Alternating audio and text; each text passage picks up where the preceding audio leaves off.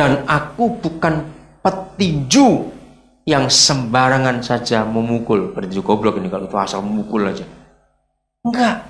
Saudara, dalam ayat 26 ini kita menemukan suatu pola hidup yang punya goal, katakan amin. Punya sasaran. Sekarang ini semua manajemen, ya.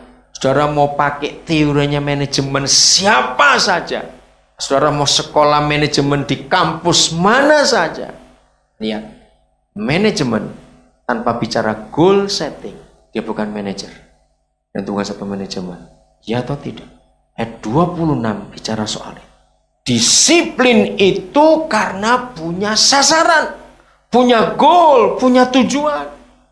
Gereja harus belajar banyak soal manajemen dunia ini.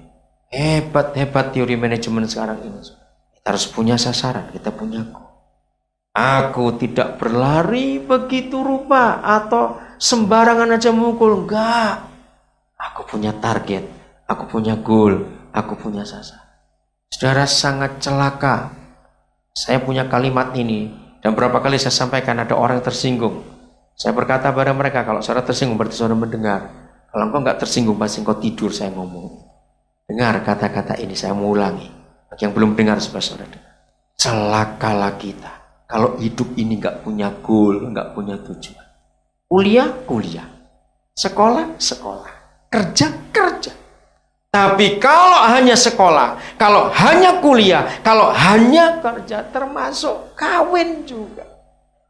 Ingat loh, kalau saudara menikah, goalmu itu bukan cuma beranak. Catat itu baik-baik. Terlalu betul kalau kamu menikah goalmu cuma beranak. Kucing kamu ya. Nah, anak yang kau lahirkan itu goalnya apa? Harus dipikirkan dari sebelum menikah. Kalau aku besok punya anak 4, aku harapan 3 jadi maling. Goblok kamu. Goal apa itu? Kayak begitu model. Nah, jadi dari saudara belum menikah, pikirkan goalnya nanti.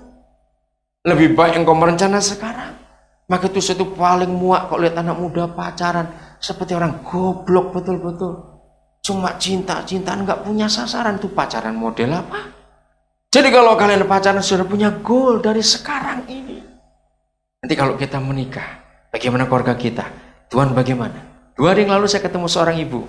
Saya sudah lama. Dia ngitung 18 tahun yang lalu dia terakhir ketemu saya. Baru ketemu lagi 2 hari yang lalu, saya sudah lupa. Dia berkata gini kepada, tapi saya tidak akan lupa khotbah Pak Daniel soal anak muda.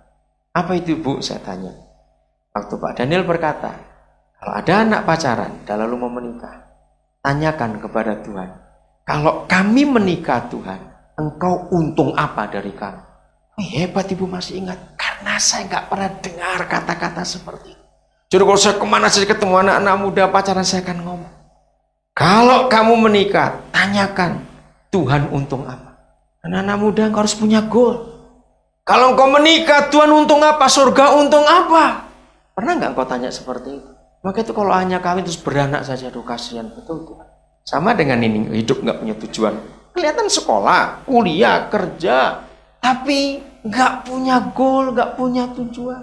Pagi bangun, sudah rutin, gosok gigi, mandi, makan, berangkat.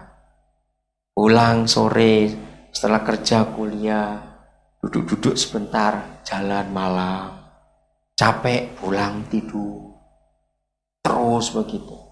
Bangun pagi, nggak ada kerjaan yang masih pengangguran. Tapi makanan tersedia, bangun lapar, makan, kenyang, tidur lagi. Tidur lama, lapar lagi, bangun lagi, makan lagi. Oh, kalau Tuhan kayak saya sulap kamu jadi babi semua lebih berharga. Nah, betul nggak? Babi itu memang untuk makan tidur. Supaya digemukkan. Lumayan 1 kilo, berapa itu daging babi? Nah terus kalau kita hidup cuma begitu saja, maaf ya, maka itu banyak orang marah, saya akan ngomong lagi, maaf, surga cuma dapat taimu. Nah betul nggak? Makan, tidur, kenyang, berak, makan, aduh minta ampun sudah. Berbahagialah kamu kalau kamu sudah ngerti katanya. Lalu apa goalmu, hidupmu terus mau jadi apa? Pernah nggak mikir ini? Maka itu kalau hidup ini nggak punya tujuan, kita nggak pernah mendisiplin diri, kita nggak punya arah, asal ikut lari, lari kemana nggak tahu kemana. Aduh, bodoh betul. Petinju, wah, tapi mukul yang ngawur aja tuh, mukul siapa? Nggak punya sasaran dalam hidup. Sudah berapa umurmu sekarang? Ayo kita sadar. Jadi kata disiplin itu hebat sekali di Alkitab ini. Bongkar Alkitab ini saya akan menemukan prinsip-prinsip disiplin diri luar biasa. 27. Kembali kita menemukan bagaimana bentuk disiplin ini. Ayo kita baca sama-sama. 1, 2, 3. Tetapi aku melatih tubuhku dan menguasainya seluruhnya, supaya sesudah memberitakan Injil kepada orang lain, jangan aku sendiri ditolak. Siapa bisa menyimpulkan dengan satu kata pendek? Cuma 4 huruf. Ini apa namanya? Calo. Loh, ini kan calo namanya. Supaya setelah aku memberitakan Injil, jangan aku sendiri ditolak. Itu calo. Kalau kita lihat calo itu, bis mau kemana gitu, priok, kuasa, kuat tenaga, teriak, priok, dia nggak berangkat. Tetap di situ terus. Yang disuruh berangkat sampai ke priok. Nah, jangan sampai kita jadi Kristen calo. Karena kita tidak melatih tubuhku dan menguasainya seluruh. Garis bawahi kata ini. Melatih tubuhku dan menguasainya seluruhnya. Tidak ada kitab suci dari agama apa saja setegas ini. Ini 2000 tahun yang lalu kurang lebih ditulis. Saudara perhatikan, gak cuma kata menguasai. Tidak. Tapi menguasai seluruhnya. Apa itu arti kata menguasai seluruhnya? Roh Kudus sungguh-sungguh menolong saya waktu itu untuk mengerti pewahyuan ini. Hebat sekali. Saudara, karena di tubuh kita, dengar, di tubuh kita itu ada banyak komponen, kalau saya pakai istilah elektro.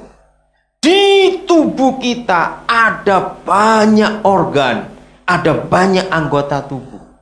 Nah, kalau kita mau berkata mendisiplin diri kita, berarti seluruhnya kita harus mendisiplin, menguasai seluruhnya. Kata ini luar biasa. Ayo ringkas saja kita itu. Pertama bagian kepala, namanya otak. Ini kita kuasai otak.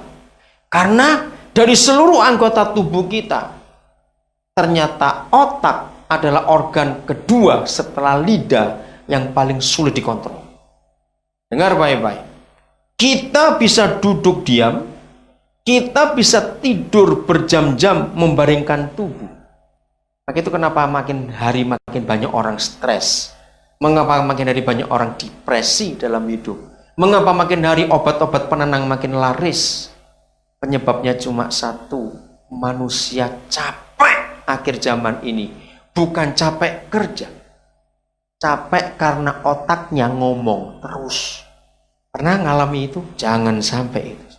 Ketika otak kita bicara terus, menghasilkan kelelahan dalam psikis dulu, mental, lalu kelelahan secara fisik. Itu dalam istilah manajemen namanya burnout. Pernah dengar kata ini? Burnout itu terbakar habis kalau terjemahan bahasa Indonesia. Mengapa orang bisa burnout? Mengapa orang bisa terbakar habis? Kata terbakar itu karena energinya dipakai seluruhnya, tapi tidak menghasilkan apa-apa. Justru dirinya terbakar sendiri. Saudara, orang yang bekerja dengan ototnya itu jauh lebih tidak capek daripada orang yang bekerja dengan otak. Jawab iya atau tidak? Otak ini kalau dipakai terus, saudara, mengeluarkan energi yang luar biasa. Dan ini akhir zaman. Maka itu kata menguasai tubuhku seluruhnya dimulai dari otak. Jangan sekali-kali saudara memberi kesempatan otakmu bicara sendiri terus. Nggak bisa tidur kalau kita sendiri ngomong. Dia bisa. Contohnya aja, mungkin sekarang ini tubuhmu ada di sini, tapi otakmu ada di Amerika. Mikir pecenongan. Lu bisa nggak? Tubuhnya duduk di sini, tapi otaknya bisa kemana-mana.